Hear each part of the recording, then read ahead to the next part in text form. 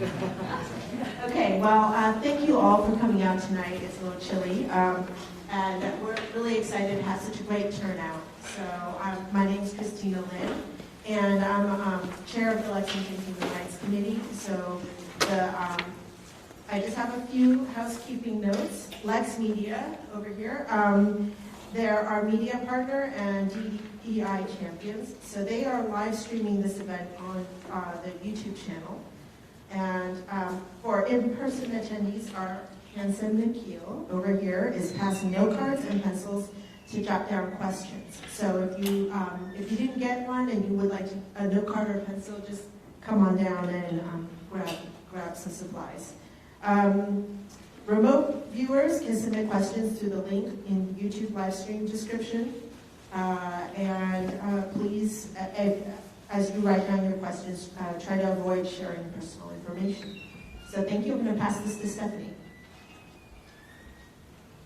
All right, thank you guys again for coming, and welcome to our inaugural event on mental health, titled Breaking Down Stigma and about Mental Health, Neurodiversity, and Less Visible Disabilities. I'm Stephanie Sue. I'm a CPAC board member. Stephanie, you need to be louder. I need to be louder. No one ever tells me that. This is the first. Francine, raise your hand if you can. All right, yeah. So I'm a CPAC board member and the LHRC vice chair. I also am the mother of 3, and I have what we call so-called neurodiverse children who've also struggled with mental health issues. This event means more to me and many others than you can ever know. See, I get teary eyed. This event is presented by the Collaborative Reform Group, or CRG from now on, a collective effort involving members from the Town of Lexington's Commission on Disability, Human Rights Committee, Human Services, and the Police Department. We are also in partnership with various community and cultural groups, including CPAC, LICA, ABCL, CAL, IAL, KLEX, COLEX, JPLEX, BALEX, and LexFi. So all of our cultural groups have stepped up, all with their acronyms. Lexington is an exceptional town with abundant resources and engaged community, and has significant racial diversity. However, like many towns post-pandemic, Lexington faces a growing mental health burden affecting all ages, incomes, and backgrounds. Yet the stigma and ignorance surrounding mental health prevents many people from accessing help and keeps these issues hidden in plain sight, resulting in isolation and suffering. So we're going to address the elephant in the room. The CRG originated in response to a tragic incident a few years ago involving the shooting of a man with mental illness. And since that time, there have been other incidences. Our aim is to thoroughly explore systemic reforms for enhanced support to individuals with their family, to individuals, their families, and our community. We've studied support system integration in comparable towns with a focus on law enforcement and mental health. Our findings will shape recommendations for Lexington. We acknowledge the persistent stigma surrounding mental health and neurodiversity. This has led us to initiate a series of conversations and learning experience centered on mental health, neurodiversity, and related subjects. Our goal is to diminish stigma and foster a deeper mutual understanding. We turn the program over now to, and I think I lost, there we go. We turn the program over to our Chair of the Commission on Disability, Victoria Buckley. Hi. I'm not sure if this is working. I can use the other one. No. Stephanie.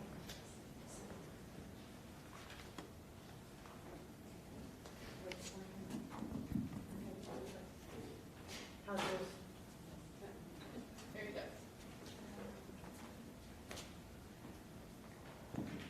Hi. Can everyone hear me? My name is Victoria Buckley. I'm the chair of the Commission on Disability, a town meeting member, and a member of the Collaborative Reform Group.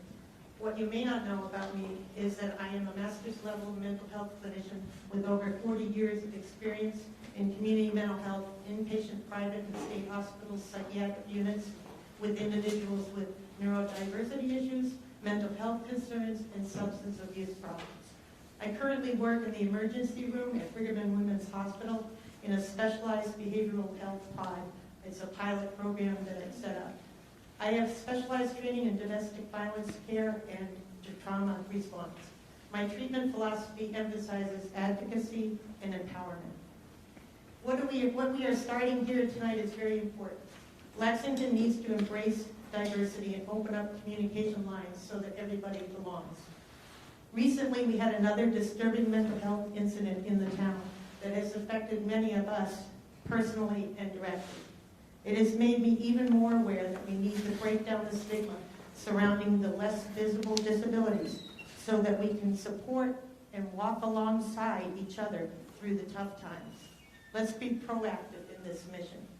Tonight we have the chance to talk with experts, and I would like to introduce them one at a time so that they can briefly explain their interest and expertise in our topic before we move on to our panel discussion and questions.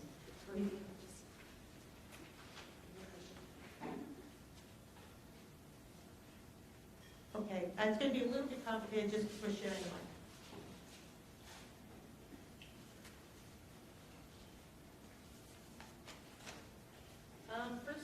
First, right next to me is Dr. David Rose, who is a pioneer in the design of learning environments that are inclusive for all students, including those that might be labeled as learning disabled, cognitively deficient, emotionally impaired, or neurodiverse. Thank you.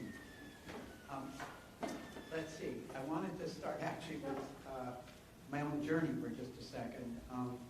I was a high school teacher in Boston, and I was drawn to... Can't hear? Sorry. Pretend it's a lollipop. That's closer than usual. That's good. I'm feeling neurodiverse at the moment. I was a high school teacher and noticed how incredibly different my students were, and I was usually teaching students who were struggling. And so I wanted to figure out how do I get them sooner than in high school, and I taught progressively younger children until I got to Head Start. And at Head Start, you could already see there were vast differences in the kids, and how it was clear that there were very different paths that they were on towards success and failure in public schools. So I returned to graduate school to try to understand where does all this start, and eventually became interested in neuroscience. I want to know what's different about their brains, because clearly most of the things I dealt with were environmental, but I wanted to study brains and things, and I did that quite a bit. That led me to being a neuropsychologist, which was evaluating kids as the problem. Why are they doing poorly in school? So I was head of the Medical and Educational Evaluation Center at North Shore Children's Hospital, and our job was to identify the problems in the children. And we did that and made $2,000 reports. But I asked our clinicians to go out to the schools to see, did our reports make anything any better? And the answer was often not. And so we started to study schools more. What's going on? Why are these kids showing up with us as the problem? And when we could see, when we sat in classrooms, was the classrooms were really poorly designed for these kids. They created barriers and impediments for the kids, some of the kids, and particularly the kids that showed up with us, rather than help. And at that point, we turned our attention away from what are the disabilities in kids to what are the disabilities in schools. What are the things schools don't do well? What are their teaching disabilities? And that led to the work that's now called Universal Design for Learning, which is just like universal design in architecture or anything else, how to design learning environments in schools that are more universally accessible, more universally successful, more universally supportive. And that's a hard job to do in traditional classrooms, but luckily at this time, computers came. And so we began to study with kids who were in various ways rejected. We worked with them intimately to identify what could these new things do if your classroom had them and you had them and so on and so forth.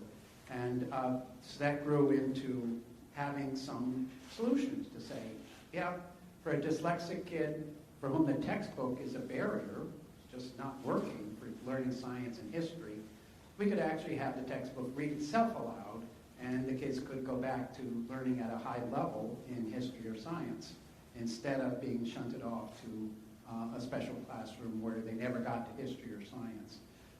So that work, again, became called Universal Design for Learning, and we may talk about that a little bit later.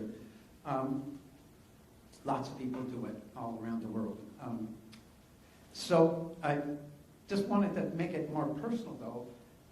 Because of this work, I've met a lot of people who would now be called neurodiverse. They've become aware of our work, and so I'll just mention, I think we don't have much time, but I want to mention Jack Horner, which some of you probably have heard of. He's the paleontologist around which the film Jurassic Park was based. A fabulous, MacArthur genius kind of person. But he showed me his report card from high school, and it was all F's and D's. He got a C in music once. And that includes general science, biology, all these science topics. But here's the oddity. Each of those years he was in high school, he won the state science fair. So here's the contradiction that you think, why didn't the teachers go, so he's probably a better scientist than we are, but we're flunking him. Maybe we have a problem. And they started to, but unfortunately long after he had graduated. His problem, he had dyslexia, and all the science tests and all the science books and everything were in printed text, and he can't read very well. So he was flunking all of the science classes while being a scientist. And he later went on to be a great scientist. So there's many people like this. I've met Charles Schwab, I've met, I just wrote down a few, George Lucas, Steven Spielberg, all of whom had a terrible time in school. School was awful for them. But they become great, incredible communicators, great, incredible scientists.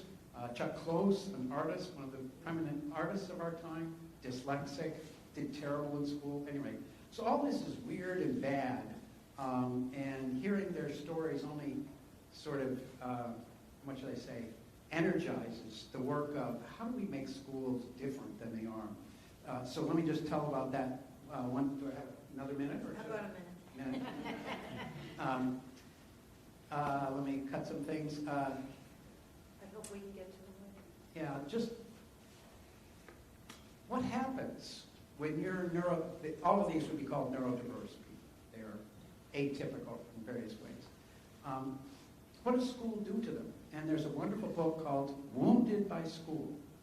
And it's essentially just catalogs the wounds that school imposes on kids who are diverse in the ways that these fabulous people are, and all kinds of kids.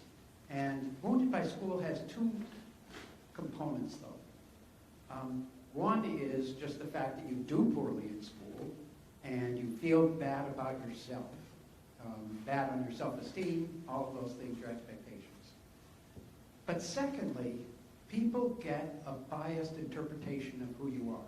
Your teachers, your parents, friends, and those biases are as much a barrier as the barriers, actually the physical and sensory barriers that happened in your classroom. And part of what we need to do is to identify both kinds of barriers. The explicit barriers that school imposes, making you do things in ways that are too narrow, too exclusionary, too damaging. And secondly, making sure that those kids don't face the implicit barriers of other children's and other parents' beliefs about them, which usually are untrue. And by the way, those famous people also had those feelings. They felt excluded, they weren't belonging in school, they felt badly. The only thing that saved them was that outside of school, they did something great. Anyway, thank you. Thank you, David. Next we have Dr. Rohit Chandra, who is a child and adolescent psychiatrist at Mass General Hospital Chelsea, where he works with immigrant populations, co-chairs a research roundtable, and is an instructor of psychiatry at Harvard Medical School. Thanks so much for having me. Is this loud enough? Should I speak up? Okay. Wonderful to be here. I live in Brookline, work in Chelsea, and I'm in Lexington about 3 times a month, coming to Wilson Farm. Love it. I know Lona Roy from a poetry and musical group in Lexington, so really a pleasure to be here. So I just want to give you a sense of what I do, because then you can ask me questions that seem relevant. So I'm a child, adolescent, and adult psychiatrist. I see people of all ages, of all diagnoses, of all backgrounds. I work in Chelsea, which is a fairly poor community and has a lot of immigrants and refugees. And then I am also involved with an Asian student mental health center at MGH. So look a lot at sort of Asian students' academic struggles, and also discrimination against them and how they overcome that. Another interest of mine is autism. So I ran a social skills group for girls on the spectrum, and have a real interest in making sure that girls who are on the spectrum aren't diagnosed, because they're often missed. I can talk more about that later. And then, let's see what else to add. I was talking with Dr. Pilch earlier about stigma. I think there's a lot of stigma against people. People with mental health really have a lot of stigma against them. And one piece of stigma is the idea of violence. And and I actually feel very safe with my patients. I think they're the gentlest people I know. They simply suffer. They have a lot of strengths. I think like Dr. Rose was saying. The question is, how do you help people struggle less, and how do you reinforce their strengths? I mean, each person who is struggling with illness is a beloved member of a family, belongs to a community, offers a lot to everyone. So how do you help them become the Chuck Closes of the world, become the Jack Horners, the Einsteins? How do you allow them to shine and help them suffer less? So that's my perspective. If someone comes to me, usually, so in this community health center, I've referred patients from adult medicine and from pediatrics. So everyone I see has a doctor in the building, and they usually come to therapy first. They see a therapist first, and then if the therapist feels that they need to see me for evaluation of medications, they need medications, then they come and see me. But this is very much a medical home model. So the people who come to see me are usually struggling. They're just suffering. And so the question is, who is this person in front of me? How can I be useful to them? That's my philosophy. Thanks. Next we have Dr. Cynthia Pilch, who is a Reiki master and a peer specialist. She works part-time as a peer counselor at McLean Hospital. She wears many hats, including as a speaker for the National Alliance for the Mentally Ill, also known as NAMI, in their outreach program In Your Own Voice.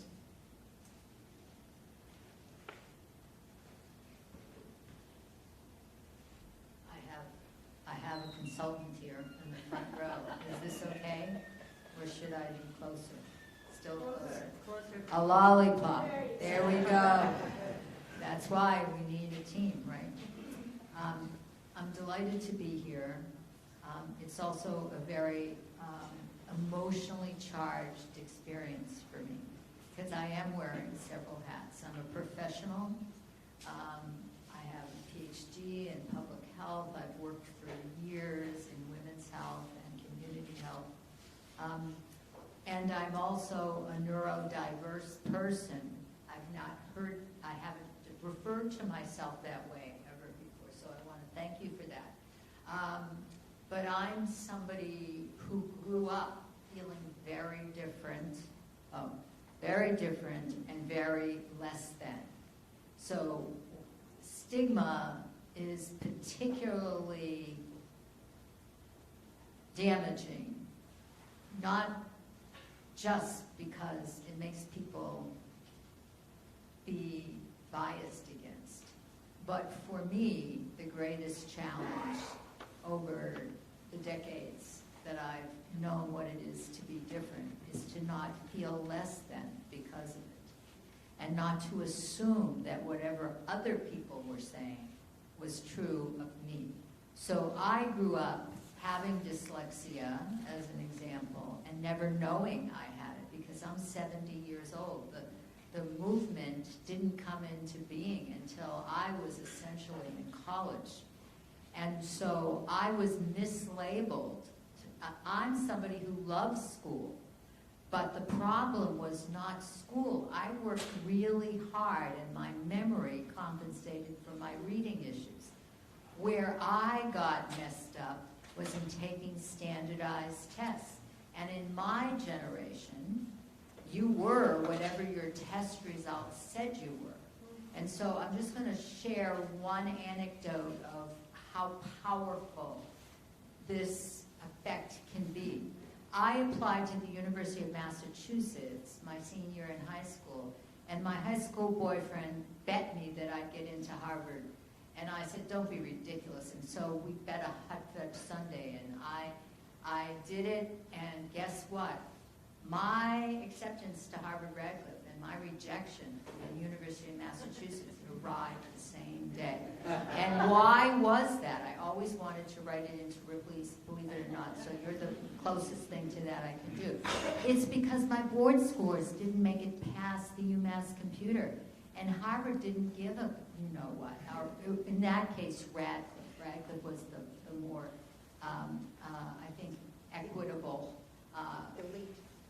Well, it was elite, but I mean, here I was. I mean, and so you can imagine having grown up in this area, thinking that I was going to Radcliffe. Oh, please.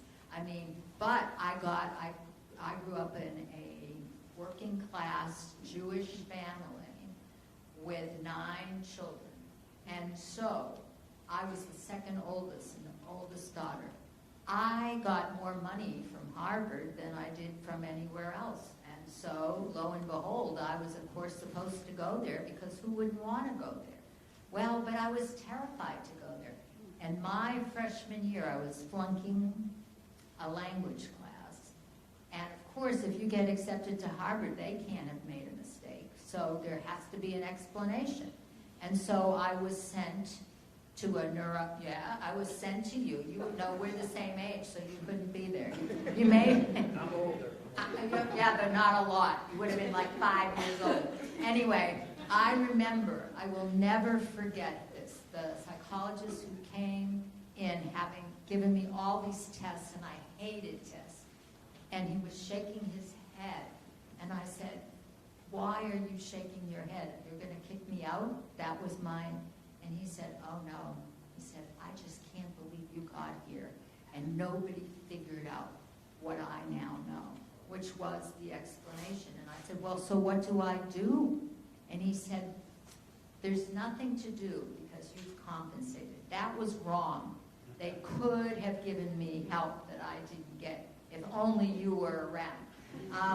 And so that was the story, but that was the sort of foundation, in my view, of what that plus, a mental health background in my family. I often say, you could drown in my gene pool, okay? I mean, there's so much mental health challenges on both sides of my family, but I wasn't going to be one of those, until it happened, and so I will speak about that more. So I am sort of double, triple, whatever, a peer, and there are choices you make when you have conditions. And one of them is, do I buy what the experts say, or do I keep looking until I find an answer and help?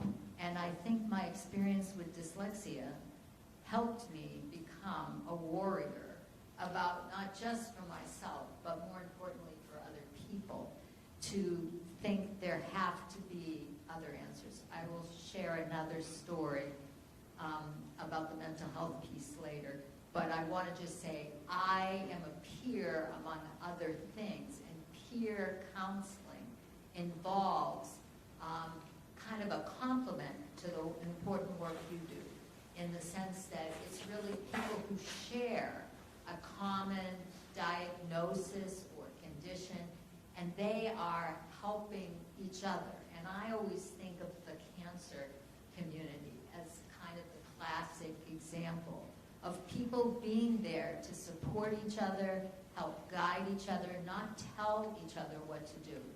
And so that's how I view your work and why it's so important. Thanks.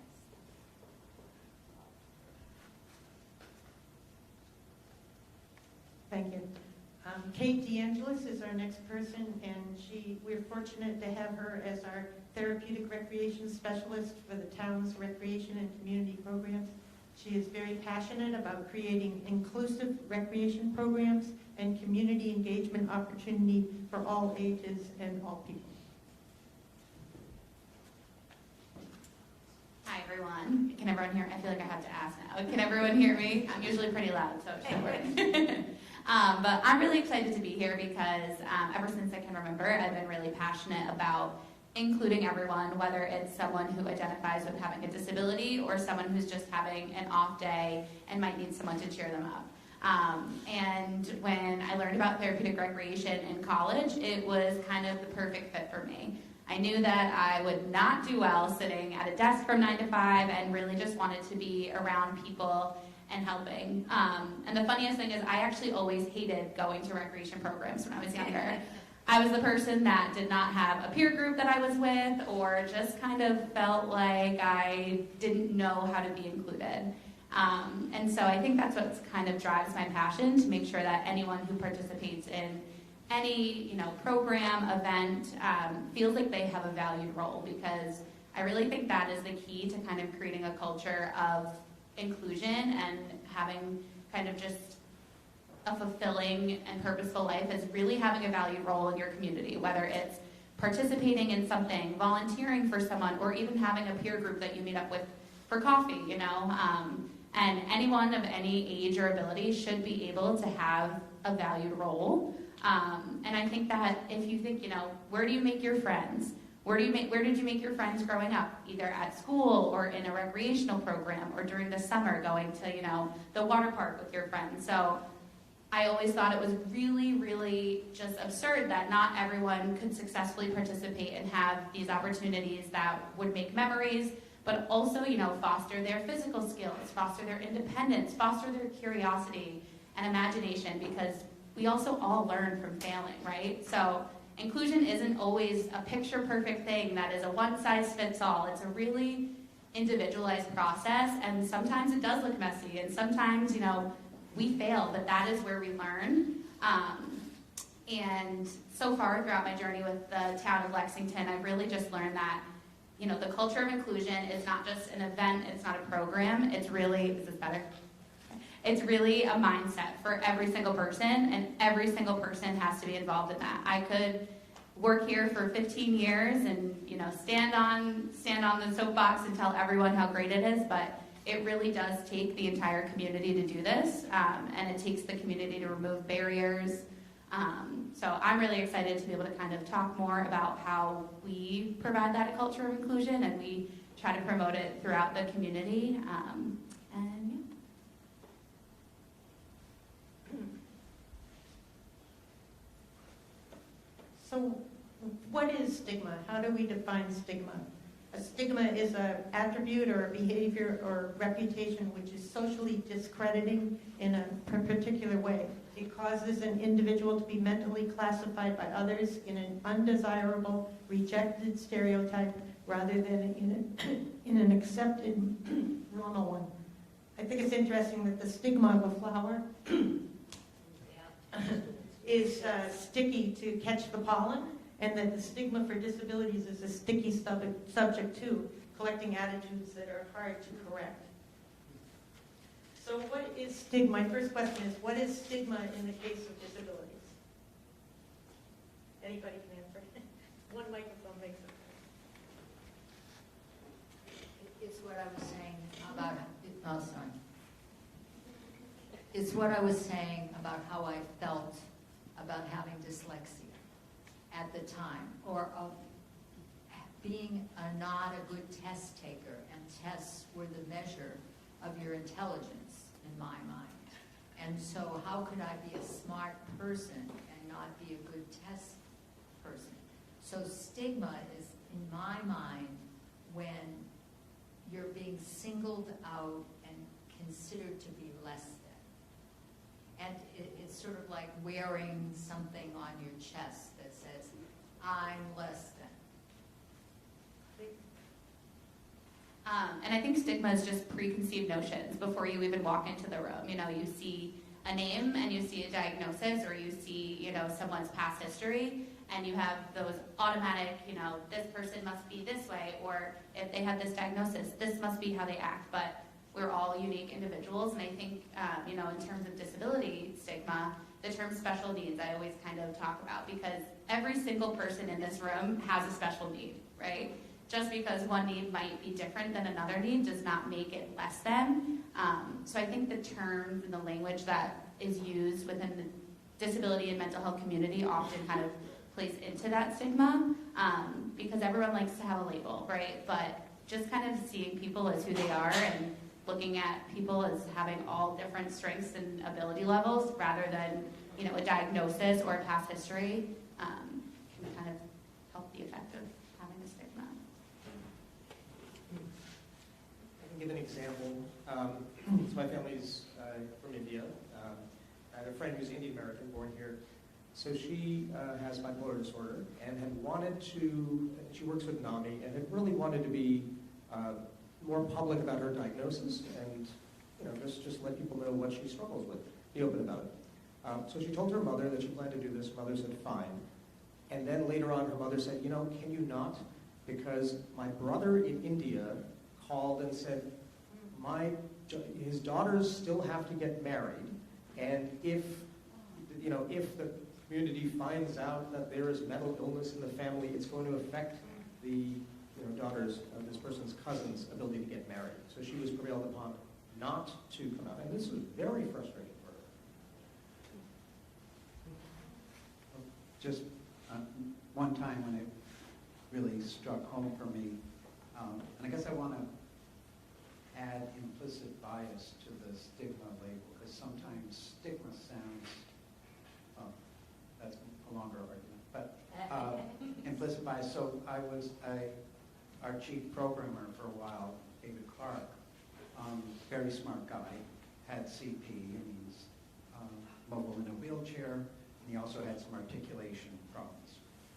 So I would travel with him, and what was just incredibly awful was that when we go to a restaurant,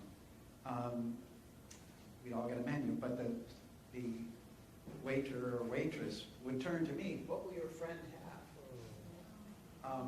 And just the implicit bias, the assumption that because of his physical disability, he had all sorts of other issues that would make it so that he couldn't order his own meal. And sometimes people would just start to have a conversation with me about him right in front of him, and not ask him, how are you feeling?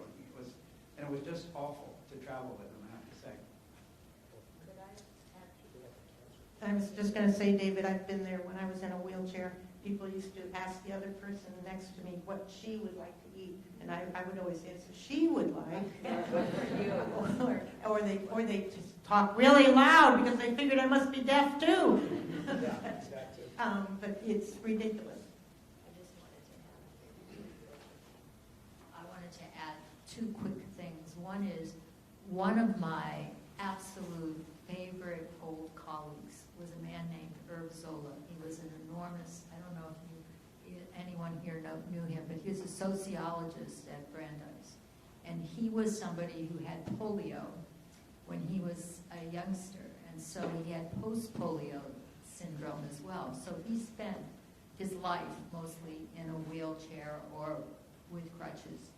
And one of the things that I remember, 25 years later, is talking about what is disability.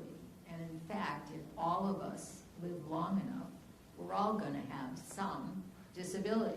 So why is there so much stigma about disability? It's a part of life. There are some things we're good at, there are some things we're not.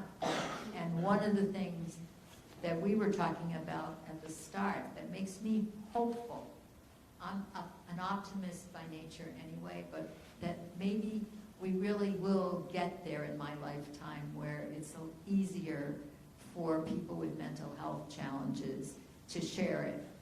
Because I look back on what the journey has been for cancer, And I remember when friends and myself would never have said anything about having cancer because it was the sign of you had limited days, but if you didn't have limited days, you would wish that you did because of the attitudes of everybody. And now I think about the peer movement and how much has been learned from the cancer world. And I was saying that oncologists, contrary to my stereotypes when I was growing up, really integrate the mind-body in a way that a lot of other specialties don't, and really encourage alternative care and such. So anyway, it's you learn how we all have our own internal biases that we can learn to outgrow maybe. So if we look at stigma as being a negative and often unfair social attitude that's attached to a person or even a group, it places a lot of shame on them for a perceived deficiency or difference to their existence. So we know that stigma can cause discrimination, bullying, and exclusion. In addition to that, what other harmful effects do you feel like stigma has on individuals and their families?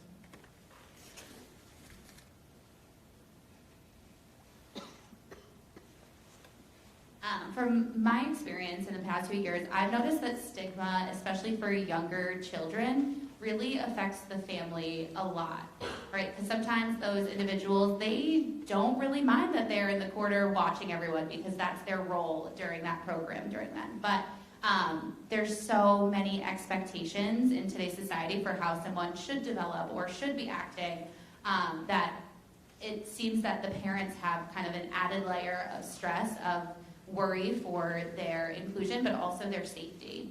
And I think that it's been really hard for parents to kind of,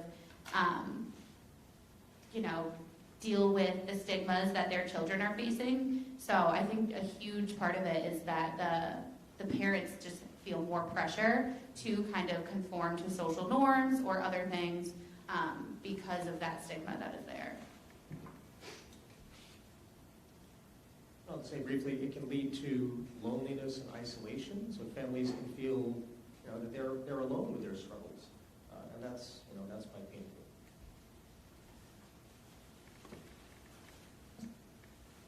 Well, the facts are that they're really not alone. I'm just going to give you some facts now. 1 in 5 adults experience a mental health condition each year. 1 in 6 young people have had a major depressive disorder. Suicide is the second leading cause of death in individuals 10 to 24, which is just not okay. Neurodiversity has been estimated at 15 to 20% of the population. I think David can talk to that, including up to 10% with dyslexia, 6% with dyspraxia, 5% with ADHD, and 1 to 2% with autism. And 1 in 6 children have sensory processing disorder. So if this many people are affected, why is talking about this so taboo instead of being encouraged? Don't we need to be reaching out to each other and supporting each other and making this more of a public conversation?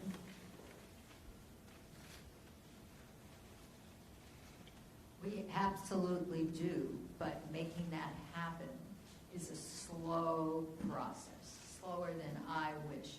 I'm going to share something very personal.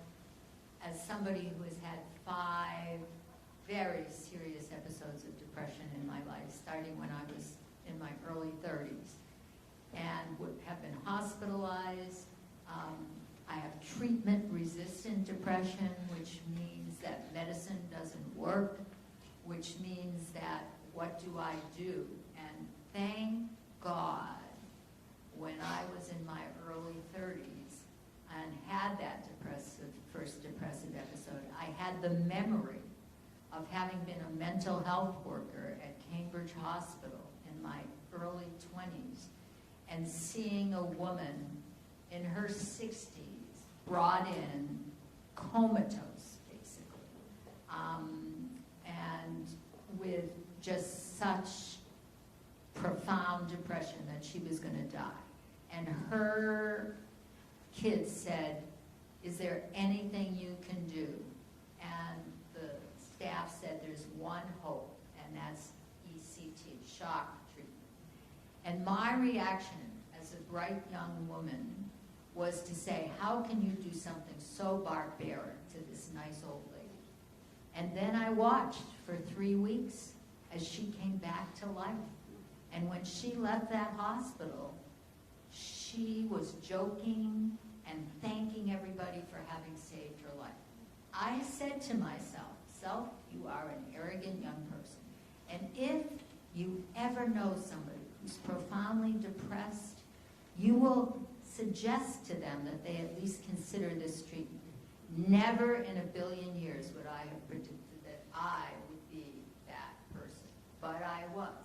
And I begged to have ECT. And I remember the docs, the wonderful psychiatrist, saying, you know, you're such a bright young woman, and I'm concerned about the cognitive potential effects. And I said, well, what good is my cognition when I'm feeling like this? And he didn't have a retort. So the short story is, I got ECT. It saved my life. And I would never have guessed in my life that I would ever become a poster child for this particular treatment. But I have, because I know that it works, and I know that the stigma associated with it is totally unfair. And yet, that persists. It persists with professionals, it persists in the population. Oh, sorry. So I can add. I think the younger generations are really talking about mental health. I'm on the board for an organization called Teen Mental Health Initiative, and this organization has started 52 mental health clubs in high schools across the country. I've spoken at high schools about teen mental health, and they want to talk about it, and that's a wonderful thing. So I can say, I think the population of kids with depression and anxiety has really risen. There's really a mental health crisis in this country. It's becoming, it's probably obvious to all of us. We probably all know, either our own children have struggled with something, or we know someone who has. So I think just the sheer numbers are bringing it to the fore, are bringing it to everyone's attention. Just one more thing. I love it that researchers are increasingly talking about not the deficits only, but the, what's the word I want to say? The strengths. And my favorite article recently came out in the top Brain and Behavior Journal by a bunch of professors at Oxford from all different fields, from archaeology to anthropology to neuroscience, blah, blah, blah, joint article. And you know what the point of the article was? Every culture needs people with ADHD. Wow. And it was, so we need things that do that and say, that, that's why I wanted to start with Jack Horner. We needed Jack Horner. He's still leading paleontology. But the ADHD thing was fabulous in that it crossed disciplines to say cultures advance because some people are looking more broadly than others. ADHD people, we call their deficit distractibility or something, but they're not over-focused on their existing job. And they're like, could this culture be better? Could this science be better? Could my block be better? And so they amassed this wonderful argument about cultures succeed when they have enough ADHD people. Isn't that cool? It's wonderful. I can echo that. I went to a book signing by Amy Schneider, who's a trans woman who won 40 straight games on Jeopardy. And she writes in her book, and it's called The Phone Book Question, that she has ADHD, and that enabled her to just spend time learning. She amassed this incredible fund of knowledge. So, that's right. Sorry, the audio on LexMedia is a little soft, so can you speak even closer? Me or everybody? Everybody. In other words, eat the ice cream cone, not just the lollipop, whatever. Yeah. This looks more like an ice cream cone.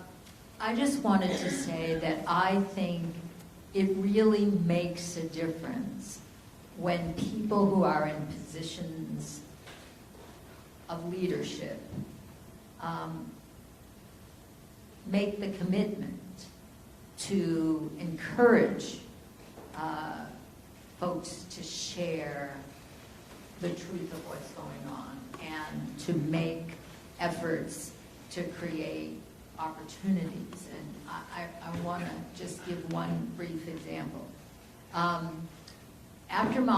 During my hospitalization, I decided that I was going to reach out to our rabbi and ask him to come and see me. And he came to see me, and his name is Howard Jaffe. He's an extraordinary person. And I said to him, you know, how often do you come to hospitals to see people, or do you see people with mental health issues? And his response, bless his soul, was not often enough, because most people won't let me in, won't admit this, because they don't want it to be public for the very reasons we're all talking about. What will the reputation be? And so I said, you know, we have to change this at Temple Isaiah. And so he said, yes, but you have to get better first. And so I said, well, I'm going to come see you. And he said, and I'll be ready. And, you know, 6 months later, I went to see him, and he was ready. But we talked about it, and what he said is, you have to fundamentally accept that this is going to take longer than you want it to. And here's a strategy, and we talked about it. Well, I want you to know it's now been 13 years, and we've done a lot of work. And I believe that it's a lot easier today for somebody to share than it was when I began this process. And about 6 years ago, there was a session that we did on eating disorders or eating issues. And everybody who was speaking was somebody from the congregation. And one of the things that Howard had said was, you know, change moves like a glacier. And so I remember turning to him in my smart-ass way and saying, well, some glaciers clearly move faster than others. And he said, touche. But has it moved as fast as I would like? No. Are we home? No.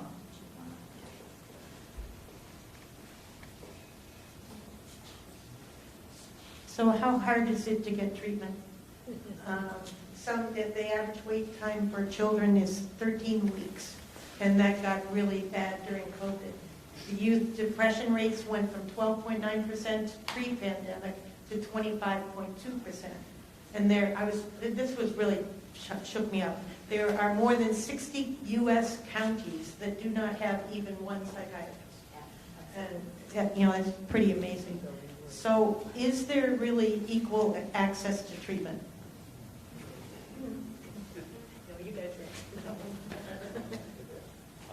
No, there certainly is not. It's a leading question. The answer is obvious. Those who have money, you know, can obviously, you know, call the shots. They can look online, or they can, you know, ask their friends who the most expensive, you know, the best doctor is, and, you know, and go to that person. And that person often will have openings for the right amount. Child psychiatrists typically will go to the wealthiest areas, kind of, you know, set up shop and, you know, and charge a lot. So no, there isn't equal access. You know, I think if a child is struggling, I just recommend that that the parents go to the pediatrician and see, you know, what's available in terms of resources. And pediatricians also have access to MCPAP, which is Massachusetts Child Psychiatry Access Project. Right? Yeah, perfect. Exactly. So pediatricians can call a child psychiatrist and get advice right then, and that's you know, often quite useful. Otherwise, Psychology Today has a wonderful, you know, set of therapists and psychiatrists if one is looking. But you know, it's true. I mean, treatment access is very difficult. I have a brother-in-law, sadly. I'm sorry. I have a brother-in-law who had early on stage Alzheimer's. Can you hear me now? And in the later stages of that, he got profoundly troubled mentally, and we ended up taking him to Mass General Hospital because we thought that that would give him access to McLean eventually. That never worked out, in part because there was such a incredible waiting list at McLean, and his condition was more complicated than we initially thought. So, I mean, he ended up ending his life actually in a, no, he didn't take his own life, but ending his final days of his life were in a hospital in Plymouth, and he got very good care there, which was counter to what our assumption had been as to where he would get the best care. So there is a kind of bias that we have as to where to go, and I think your point about starting with the pediatrician, who's really, especially if the person is trusted and is somebody who's going to call the resources that there are and not take no for an answer. That makes a really big difference. Having people who won't take no for an answer and will dig. And I was going to follow up that. Sure. Oh, sure. You'll come up. I'll be really loud. No, I just was going to ask, you brought up a point, and I wanted to bring that up because it's really important to me about what this is about also knowing that there are resources out there and that you have to don't live in isolation. So what are resources that you recommend for families? Because we, the caregivers, often find ourselves really alone. that's such an important question. Yeah, I think we should hear from the panelists, and then I think we also have some professionals in the room in the front row that we want to hear from. I just want to be careful about the first question being treatment, because it does pathologize potentially. Louder. Oh, I want to be careful about starting with treatment. And I'm not saying anything anybody here would disagree with, but that it pathologizes the individual first and said they need fixing. And in a lot of cases, it's the environment they're living in that needs fixing, and that needs to be better designed, so on. And we just had a story, it doesn't matter. Anyway, you all have known stories about a child who looked horribly mentally ill, and it turns out she's been abused by her uncle for the last 2 years. So I just want to put a caution that just going to treatment is too narrow a view, and the same kind of universal design thing. Have we got a good environment for this child or adult to live in before we ascribe the problem to them? Cynthia, you wanted to talk about resources? Yeah. I want to say that I think one of the benefits of being public with what our issues are is it enables other people informally to say, oh, have you heard of this, or have you considered that? And I think it's not just at the environment, but it's also, there is such a bias toward very traditional medicalized treatments for things, when that's maybe part of the story, but that's not the whole story. And people need and deserve supportive other classes, other treatments. Why I became a massage therapist of all things was because I saw what a difference it made in my own life after some serious car accident injuries. And I wanted to have other people have that access. And I think the same is true for a whole host of other treatment modalities that can be very complementary to counseling and medication and, magnetic treatment, ECT. I mean, there's a whole host of these things. Yeah, sorry. Okay. The last thing I want to say on this for right now is one of the global resource lines that I always refer people to is NAMI.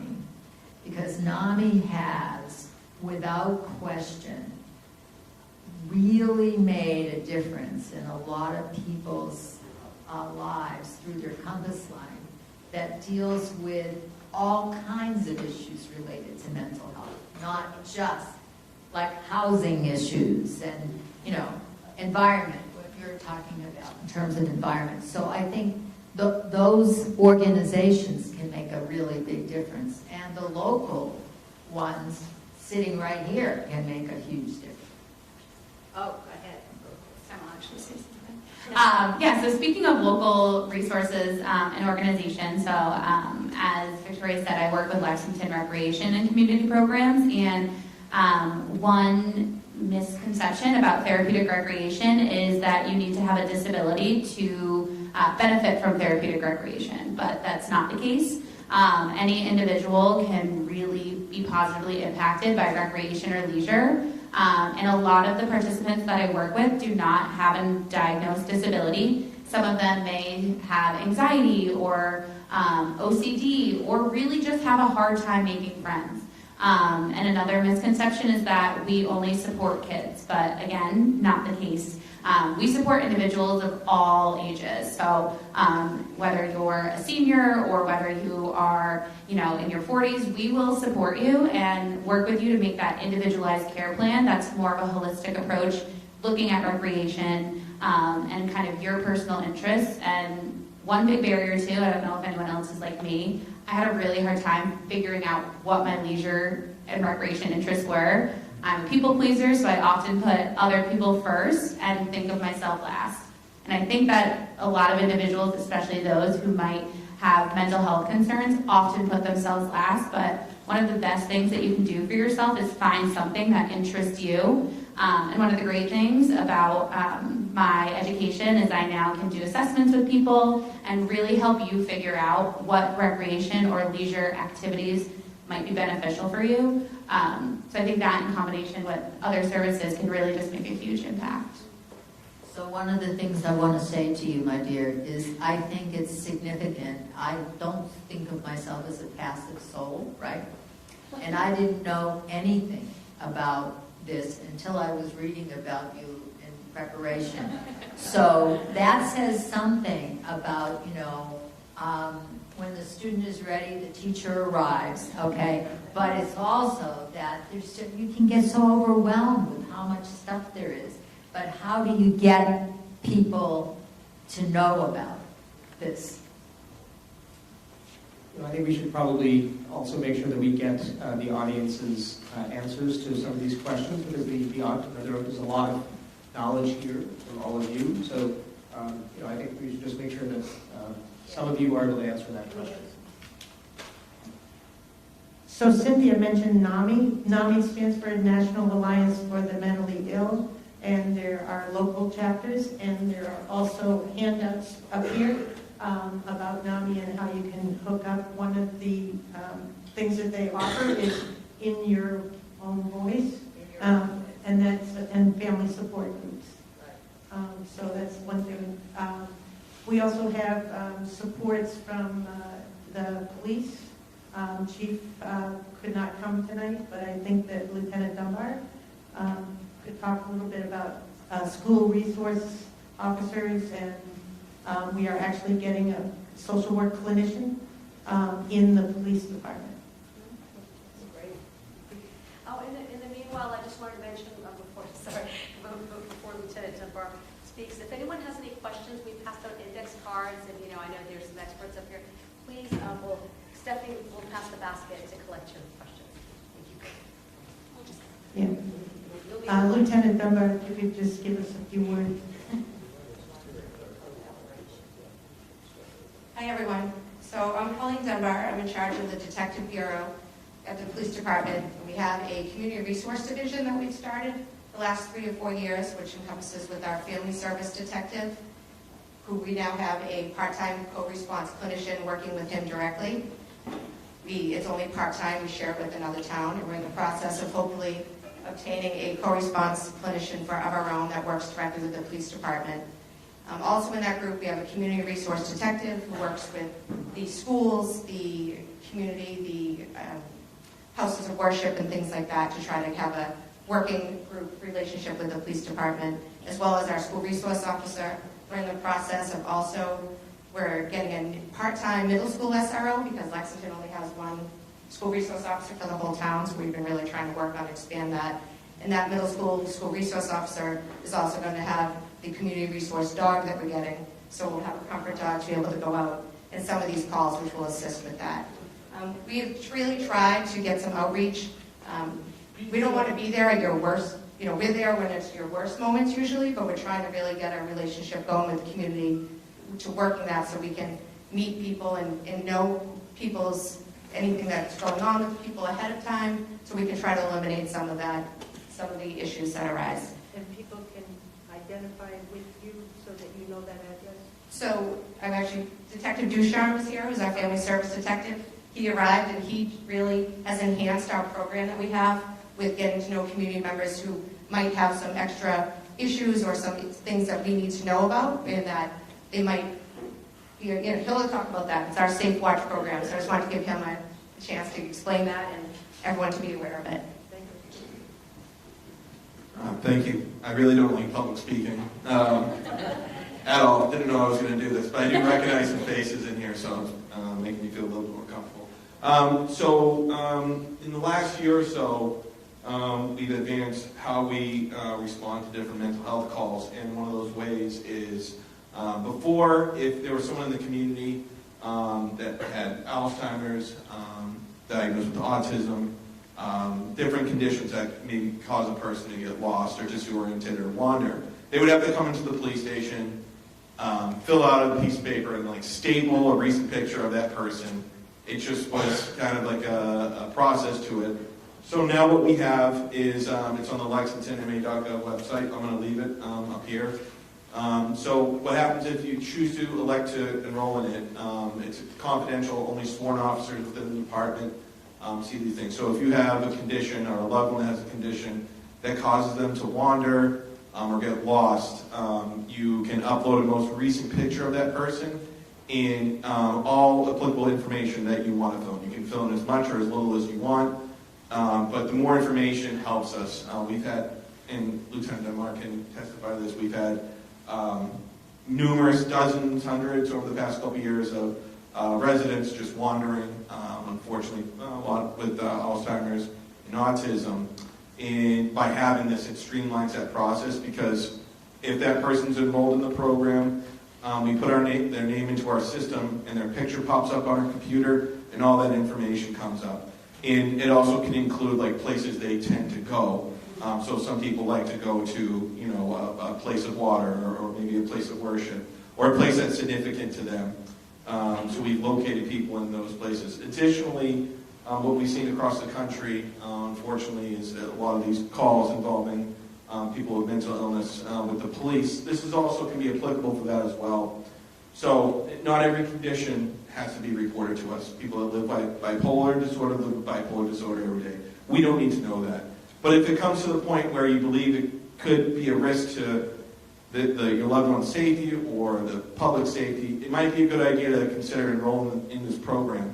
Because including in this, when you fill out that form online, you can talk about de-escalation techniques. So if you know that your loved one we can provide words of affirmation to calm that person down before things escalate, those things we put on there. And our officers will be looking at this And the supervisors will be reviewing this as that officer is responding to that call. And they can give that information to that officer before they get there so they can try to de-escalate the situation before it has that chance to escalate. So I'm willing to answer any questions, but I'll leave this up here.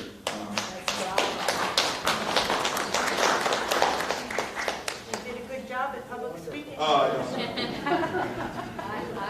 have a question. I have a question. Okay. Can you give us an example? Can you give us an example of how that system has worked for you? Sure. So I'm trying to think of the most recent one. We have a elderly male who I believe was diagnosed with Alzheimer's. He's been living it for quite some time. Actually, I do remember this. I'm not just making this up. I was almost about to do that.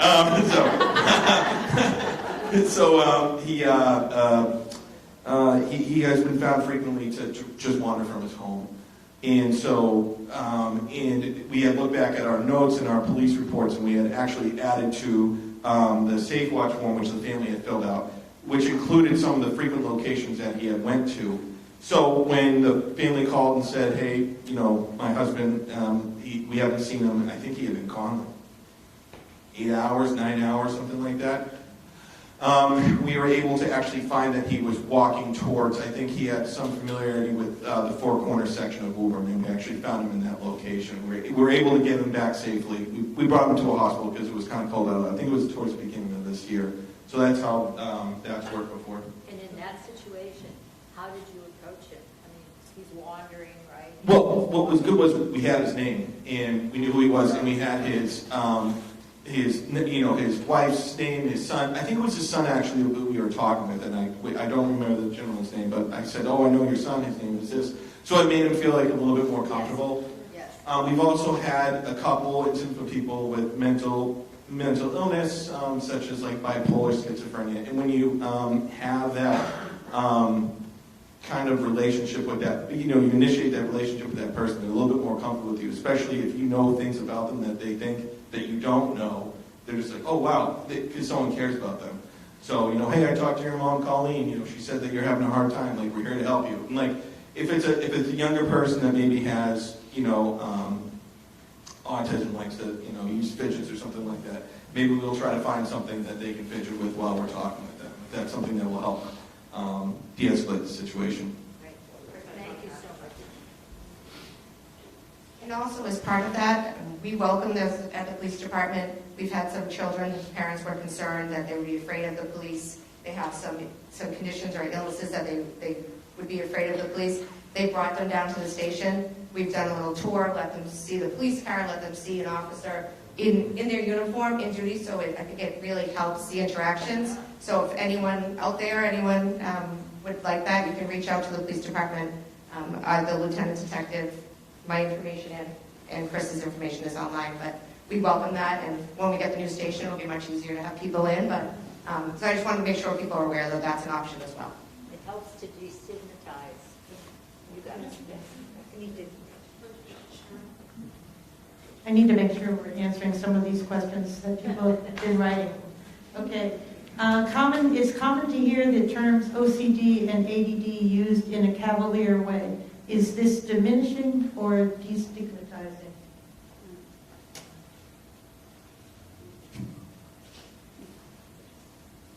I'm just filling in until the smarter people can say something.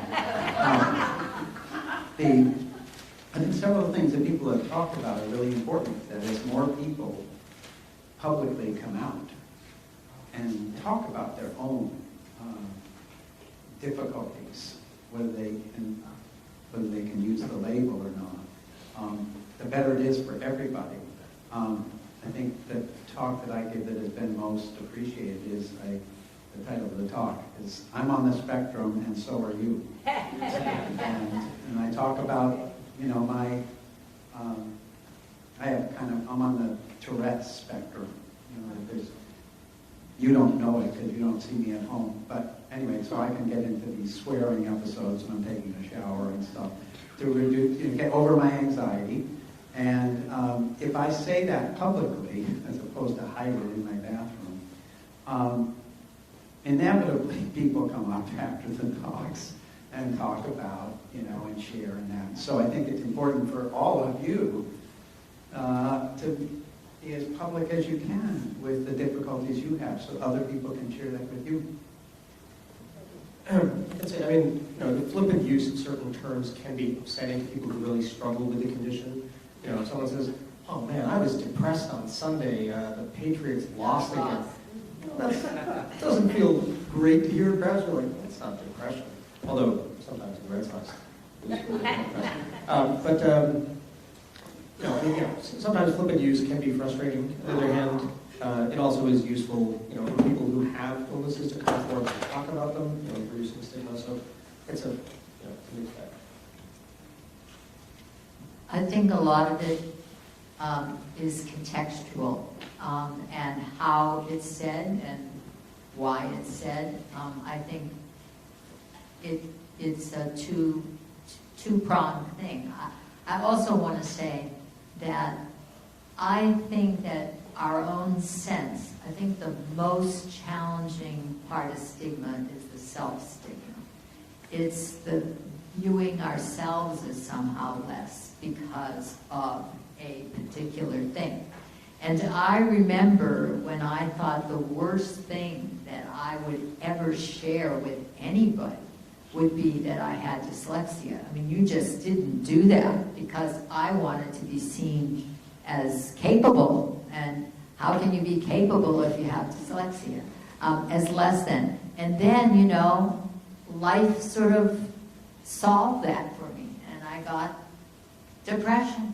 And so, you never know what life is going to hold in store and what's going to be a plus or a minus in terms of sharing.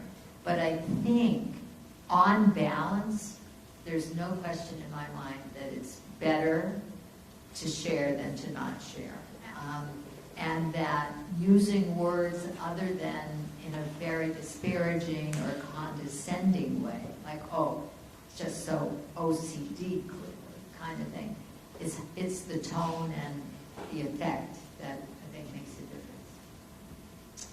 I agree with everything that everyone has to say. I kind of go both ways on it, where yes, it is super helpful that people are talking about it, and it actually creates kind of two good learning opportunities. The first one being that, people can look and say, well, you don't look like you have ADD, or you don't look like you have OCD. And so seeing that, anyone can have any, type of this, ADD or OCD, and someone might look really different than the other person. So kind of taking that stigma away of a disability or diagnosis having to look like a specific thing. And it also teaches to, have empathy and understanding. And for me and the work that we're doing, it allows us to open up the floor to questions. And I think that's a really big part of reducing stigma, is answering questions honestly. I feel like for, a really long time it was like, if someone may use crutches, they might, if a child asked, the parent would be like, please don't ask that, don't say anything, right? And kind of made it a shameful thing. But now, someone might, if they say, oh, I have ADD, another person might be like, well, what is that? And what does it look like? And what does it feel like? So I think it does allow for good conversations and good learning opportunities, but again, really just being careful of how it's being used.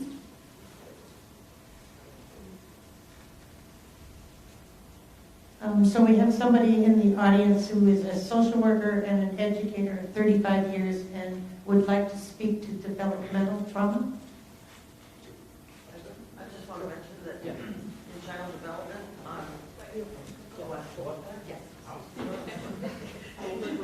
That's okay.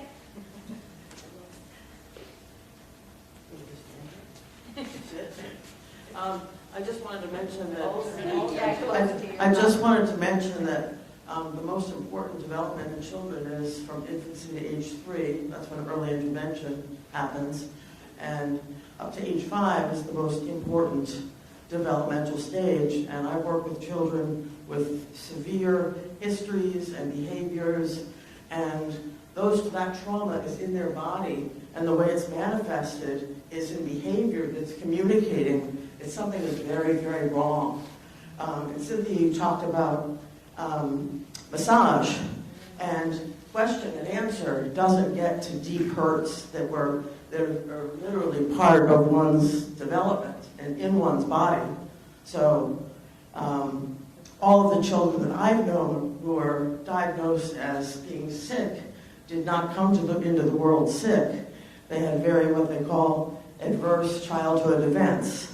And those events have shaped their development and made them, quote, sick. Medication can tame behavior, but not heal their hurts. The other thing that's really important to know is it's not necessarily what happened to us along our history, but how it was processed within our family, and if our experience was validated and so forth. So, and I want to mention that I was a teacher for a long time, and then I went into social work, and what I've discovered is that virtually everyone I've ever known who's gone into the field goes into the field to sort their own families or their own experiences out and make understand it. And that was true for me.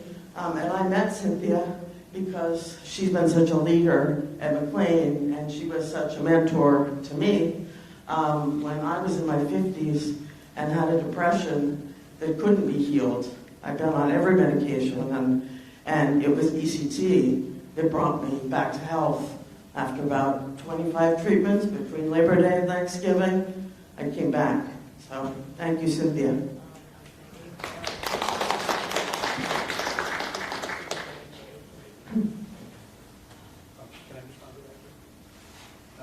Thank you for bringing that up. Just the Universal Design for Learning Principles and Guidelines have been working recently with the group that calls itself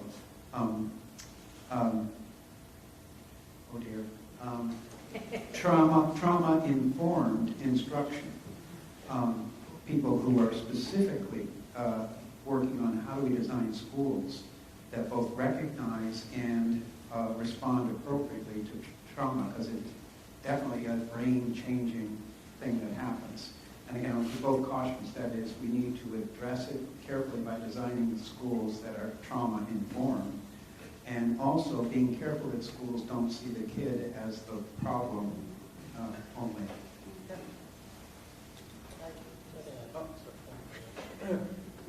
I feel responsible to get these questions. Well, thanks so much for bringing up the fact that the body holds a lot of feelings, a lot of memories.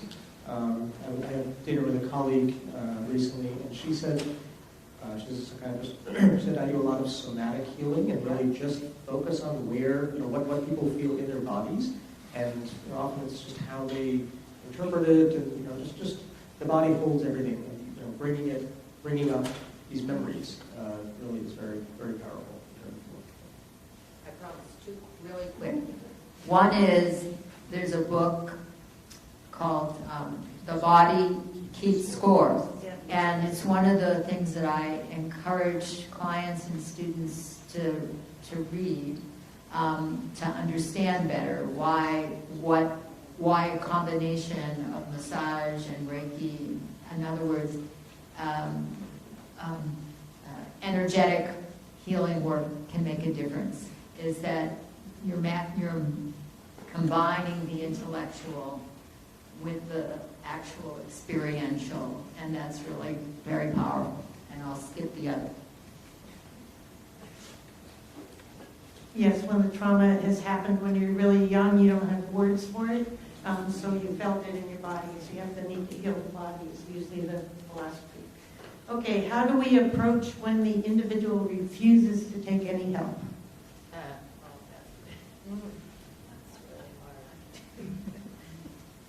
I hope we're passing the mic. Passing the mic on that.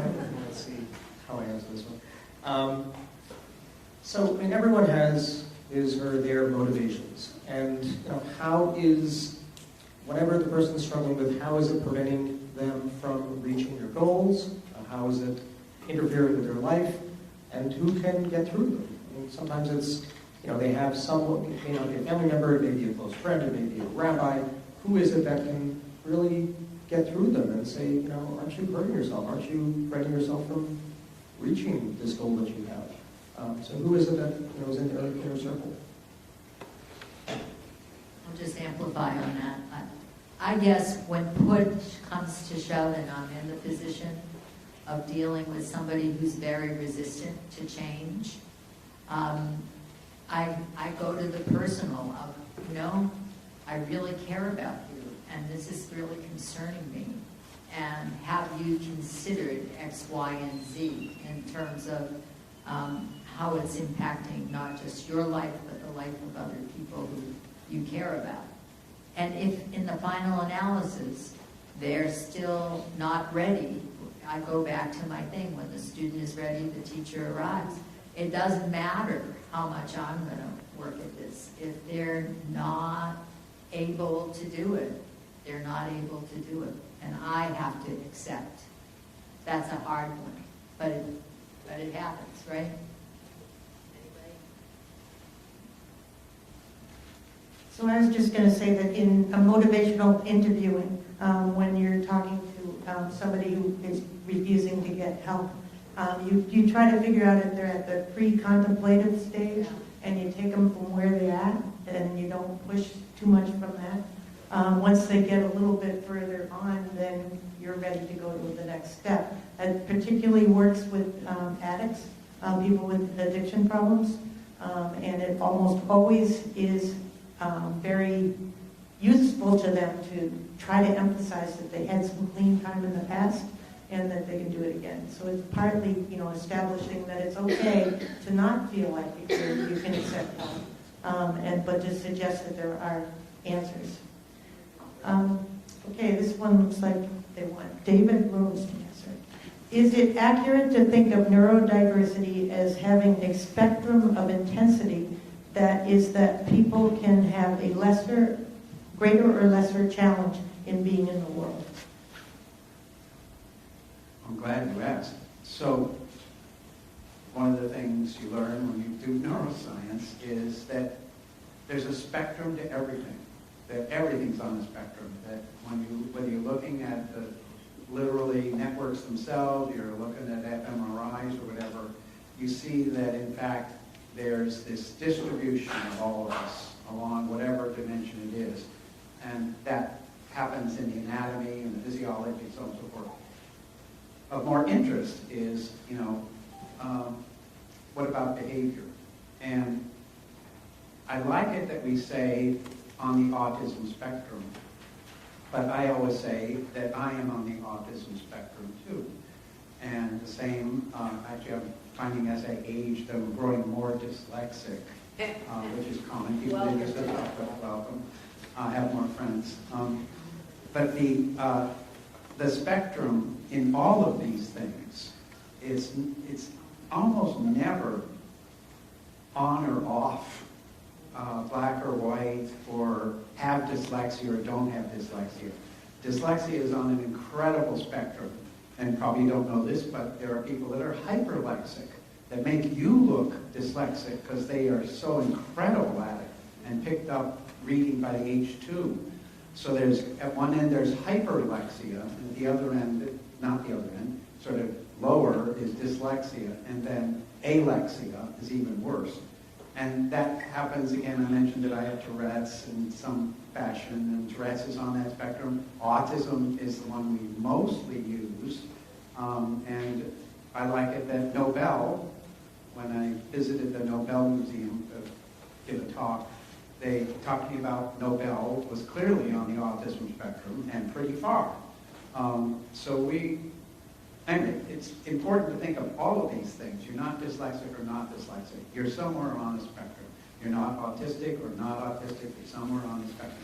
Oh, in fact, if I can say, you can get me further on the spectrum of autism or Tourette's if you make me anxious. So the environment, the situation is a key factor in all of these things. And you can make people look more or less dyslexic in all of these things, ADHD, etc. That where you are on the spectrum as an individual is very much determined by things that are happening in the environment and what's been going on and so forth. So you aren't fixed on the spectrum either. We gotta go? Okay. I just want to say, when I was able to take untimed graduate record exams. I did well for the first time in my life on a standardized test. Just wanted to give that example of exactly what you say about anxiety exacerbating the problem. Well, we're kind of running out of time, but I am so pleased that everybody could come, and it's apparent to me that this should be the first of a series, which is what we were thinking about anyway. And I want to really thank our panelists for coming out and talking to us. And now I'm going to turn it over to Mona.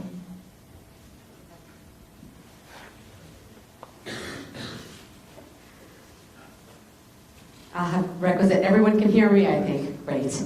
Hi, I'm Mona Roy, former chair of the Human Rights Committee's, former CPAC board member, townwide mental health task force member, but at my core, I'm the forever mom of 2 neurodiverse sons, including one with dyslexia, so I'll be catching you guys afterwards. Thank you for joining us tonight, especially the select board members and the school committee members who are here in solidarity with us to support mental health and acceptance. Our exceptional panelists have inspired profound reflection and laid the groundwork, but now it's our turn to ignite change. The CRG is committed to studying other towns and offering recommendations, but this commitment won't matter unless we also transform our town's culture. Destigmatizing mental health, neurodiversity, and less visible disabilities isn't some one-off effort, and these discussions cannot be confined to public presentations. They must thrive in our communities and our affinity groups. It's about expanding our horizons, leading into overdue and sometimes difficult conversations, and realizing, as was said tonight, that each of us will inevitably face these challenges. Lexington offers a lot of resources. You heard from the police tonight. I also want to mention Sharon Gunda from Human Services. They're there to support our mental health. We also have the William James Interfaith Service. We have Citizen Town as part of government, Council on Aging, Commission on Disabilities, the Lexington Human Rights Committee, and you heard from Stephanie a long list of our ever-growing community partners who truly support this work and invest in this initiative. You know, school rankings, housing values, income levels, they really lose meaning without a community that treasures diversity and fosters belonging. We adults can set an example for the future where we prioritize our shared humanity and decency over financial success. Please reach out after this program to be part of the change that you seek, because we can't do it alone. I wanted to acknowledge, I keep mentioning the Collaborative Reform Group, and we have some members here, just wave, members from the Collaborative Reform Group. Yes, Mark, yes. Yes, and our select board member, Mark Sandine, is also a part of the Collaborative Reform Group, which tells you how seriously we take it. Together, we can shape a town where people actively seek and receive support, where there's no shame in facing mental health challenges or having disabilities, and where we celebrate neurodiversity. I'm just waiting for that world where we celebrate neurodiversity so that everybody can truly feel that they belong. Thank you so much to the audience for coming out tonight and engaging. You are all remaking the change that you seek. Thank you.